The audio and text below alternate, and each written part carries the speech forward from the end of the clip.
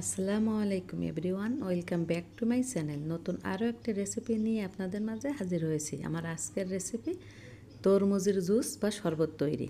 আমি আজকে তরমুজ দিয়ে দু ধরনের শরবত বা জুস তৈরি করে দেখাবো। আশা করছি ভিডিওটি আপনাদের উপকারে আসবে এবং ভালো লাগবে। তো চলুন দেরি না করে মূল রেসিপি শুরু করে দিই। তো জুসটা তৈরি করতে আমাদের তরমুজ লাগবে। তো আমি এখানে তরমুজ নিয়েছি, আর এই যে তরমুজের ভিতর থেকে বিচিগুলো বের করে আমি এরকম ছোটো ছোটো কিউব করে কেটে নিয়েছি। তো আমি যেহেতু দু ধরনের শরবত তৈরি করে দেখাবো, তো দুভাবেই কেটে নিয়েছি। আর এখানে হচ্ছে একটু বড় সাইজ করে কেটে নিয়েছি বিচি সহ। আর এটাকে হচ্ছে আমি ব্লেন্ড করে নিব, এই জন্য আমি বিচি আর ফেলে দিই নাই। তো এখন আমি একটা ব্লেন্ডারের জার নেব। তো ব্লেন্ডারের জার নিয়ে আমি তরমুজটাকে সর্বপ্রথম ব্লেন্ড করে নেব। তো এই তো ব্লেন্ডারে জার নিয়ে নিলাম, নিয়ে এখন আমি যেটা বড় বড় করে কেটেছিলাম তরমুজ, সেগুলো আমি জারে নিয়ে নিলাম। এখন আমি দিয়ে দেব চিনি।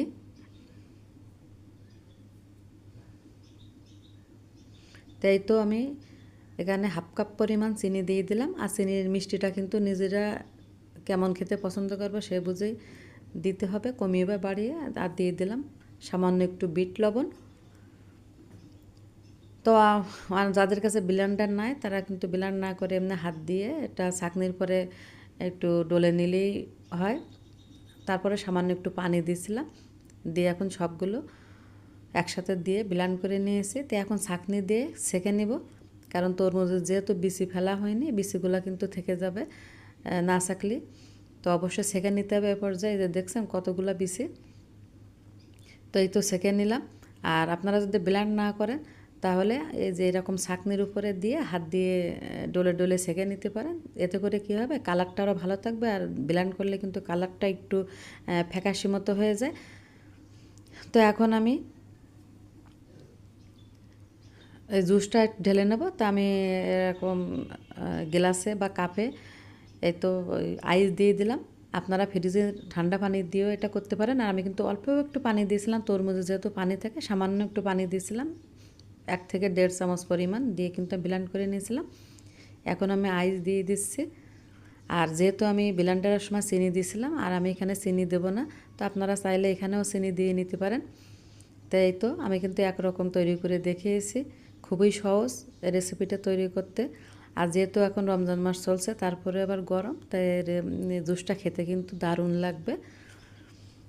তো এখন আমি আরেকভাবে তৈরি করে দেখাচ্ছি। তো এইভাবেও তৈরি করে নিতে পারেন। যারা অনেকে আছেন কিন্তু দুধ খেতে পছন্দ করেন না, তো তারা কিন্তু দুধটা এই রেসিপিটা বাদ দিতে পারেন। আর যারা খেতে ভালোবাসেন দুধ, তারা এইভাবে তৈরি করে নিতে পারেন। তো আমি এখানে 1 কাপ পরিমাণ দুধ নিয়েছি। আর দুধটা কিন্তু অবশ্যই আগে থেকে জ্বালিয়ে আমি ঠান্ডা করে রেখেছিলাম। তারপরে চিনি দিয়ে চিনিটা ভালো করে গুলিয়ে নিলাম। এত চিনিটা খুব ভালো করে গুলিয়ে নিতে হবে। আর দুধটাকে কিন্তু অবশ্যই আগে থেকে জাল করে ঠান্ডা করে নিতে হবে। সবথেকে ভালো হয় দুধটা ঠান্ডা করে নর্মাল ফ্রিজে রাখলে, সেটাই আরও সবথেকে ভালো হয়। তাই এখন আমি একটা কাপে নিয়ে নিলাম যে দুধ আর কিউব করে কাটা যে তরমুজ, সেগুলো দিয়ে তারপরে আইস দিয়ে দিলাম। এখন উপর থেকে আবার একটু গার্নিশ করে নিচ্ছি, মানে একটু তরমুজের টুকরো দিয়ে সাজিয়ে নিচ্ছি। এতে করে দেখতেও সুন্দর দেখাবে আর খেতেও কিন্তু ভালো লাগবে। তো এভাবে কিন্তু আপনারা তৈরি করে নিতে পারেন।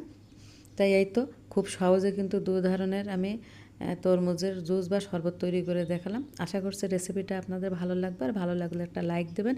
আর খুব বেশি ভালো লেগে থাকলে আমার চ্যানেলটিকে অবশ্যই সাবস্ক্রাইব করে নেবেন। আর যারা অলরেডি সাবস্ক্রাইব করে নিয়েছেন তাদেরকে অসংখ্য ধন্যবাদ। সকলে ভালো থাকবেন। আল্লাহ হাফেজ।